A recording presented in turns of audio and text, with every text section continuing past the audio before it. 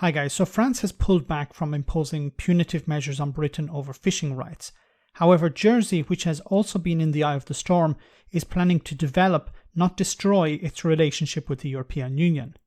Jersey's Assistant Economic Development Minister has said that the island should carve out special arrangements with the European Union, comparing the proposal to those of jurisdictions such as Gibraltar.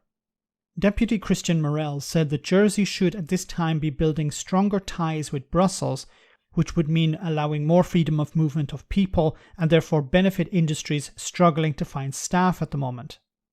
Businesses on the island in the hospitality and retail sector have been forced to close or reduce their opening hours recently due to worker shortages. Two things have been blamed here: first the pandemic and second Brexit.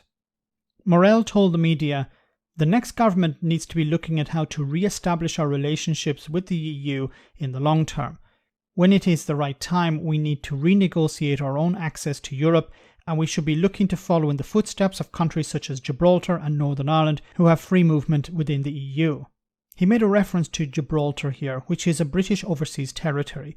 Now, they successfully negotiated a deal to join the Schengen area, which allows for a greater freedom of movement that existed between the UK and the EU when the UK was a member.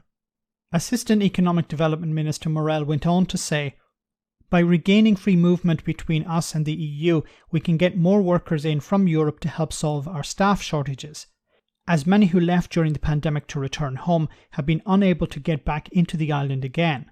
We could also get free movement for goods and services, which would help out a lot of businesses."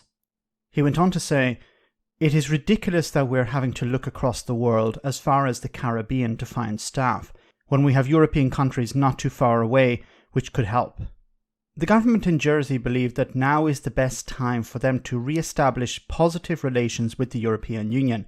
There is an understanding that the situation at the moment is delicate, but there is a feeling on the island that when it comes to economic ties, it makes no sense to go down the anti-European Brexit route.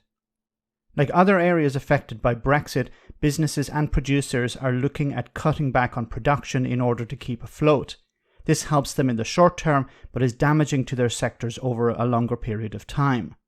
While Jersey has attempted to recruit staff domestically, its population is too small and the skills available are extremely limited.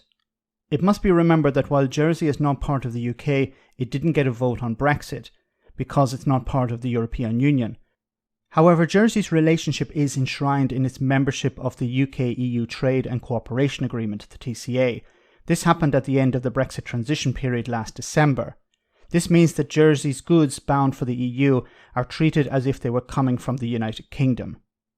In addition to the practical implications of the UK's exit from the European Union, Jersey has maintained long-standing relationships politically, economically and culturally with its closest French neighbours and partners across the European Union.